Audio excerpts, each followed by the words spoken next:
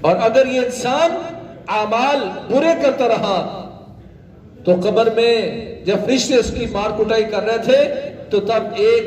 وہ تنگ سی قبر جو اس انسان پر تنگ کر دی گئی تھی اس میں ایک انسان آئے گا خبیث الوجہ وخبیث الثیاب، ایک نہایت گندے چہرے والا، گندے لباس والا، چہرہ بھی ڈراؤنا ہے، لباس بھی اچھا نہیں ہے، وَمُنْتِرُ الرِّيحِ، اور بڑی گندیوں سے بو آ رہی ہے، وہ اس کی قبر میں آئے گا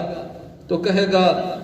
تو کون ہے؟ تو جیسا انسان تو شر لے کے آتا ہے، تو بتا کون ہے؟ وہ کہے گا آنا عملک السوء، آنا عملک السوء، میں تیرا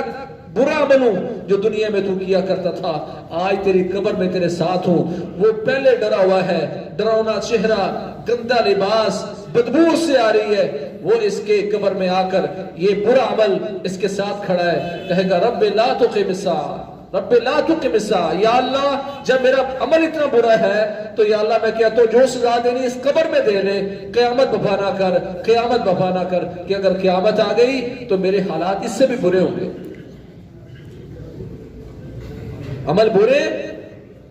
لیکن اس کے ساتھ کھڑے ہیں،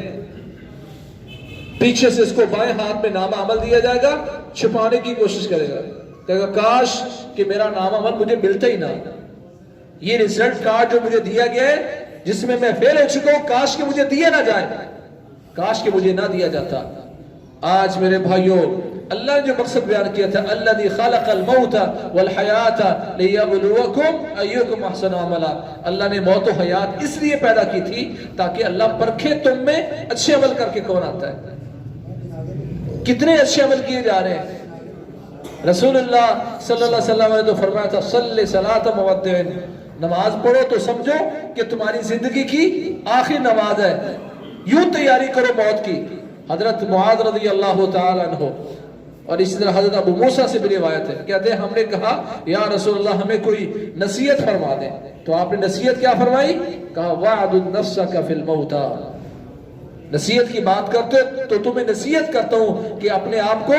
مردوں میں شمار کرنا شروع کرو کہ ابھی موت آئی سو ابھی موت آئی۔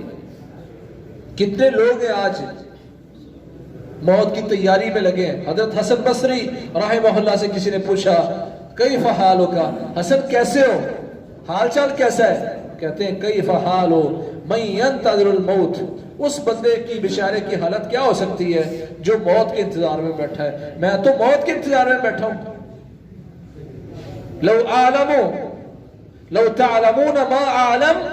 لضحکتم قلیلا ولبکیتم کثیرا، کہا لوگوں اگر تمہیں اس بات کا پتہ چل جائے جس بات کا مجھے پتہ ہے، اس بات کا تمہیں علم ہو جائے جس بات کا مجھے علم ہے، مرنے کے بعد کیا ہوگا، حساب کتاب کیا ہوگا، اللہ کے سامنے کیسے کھڑا ہونا ہے، اگر تمہیں اس بات کا پتہ چل جائے تو تم ہنسو کم